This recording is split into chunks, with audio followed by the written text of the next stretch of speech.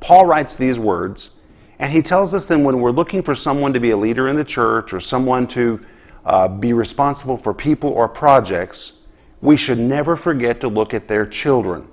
Here's what he says in 1 Timothy 3, verse 4. One that ruleth well his own house, having his children in subjection with all gravity. The word children here is the word tekna. It describes children who are still living at home and are under parental control. The word gravity, having children that are in all subjection and all gravity, listen to this. The word gravity is the Greek word semnotes. It presents the idea of a person who carries himself with dignity and treats other people with courtesy and respect. And here's what I've learned, and this was a hard lesson for me to learn. Many times mom and dad show up, and they just look like a dream. They're dressed well, they carry themselves well, they're polite. But you know, we adults can be very good actors. And very often the real truth about a home is not determined by how much money an adult makes or how well they talk to people. Look at the kids. Because the kids will tell you what really goes on behind closed doors. And if the kids yell and scream at each other, if they're disrespectful to other people, pay attention to that. Because parents who really respect authority and respect honor would never allow their children to talk like that.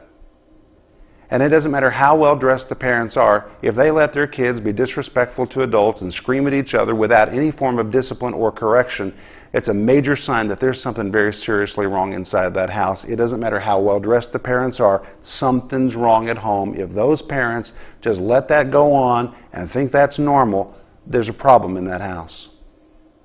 But when you see children that are respectful and they're on time, and they speak to their elders with respect, and they carry themselves with dignity, and they treat each other right. Children don't become like that accidentally. Somebody's teaching them something right at home. And here's what you need to know. If an adult cannot provide leadership to his children at home, he will never be able to provide leadership to other adults.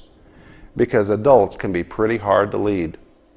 If he's not doing it well at home, why in the world would you ever think he's going to do it well over a department of the church or some other place of responsibility at work? Never forget to look at the kids. Because how an adult, how a parent leads their children is a telltale sign of how they lead any area of responsibility which you give to them. And that's why Paul said, never forget to look at the kids. They should have children in all subjection and gravity. Now, if you have children that are troubled, I don't mean for this to be judgmental or condemning, but maybe God's talking to you today. You've been dreaming for a greater position, but maybe today God is saying, hey, you got to get your own house under control before I'm going to let you lead people. So today, let the Holy Spirit speak to your heart. And if you need to take inventory, do so. Now, none of us have perfect kids. None of us are perfect parents.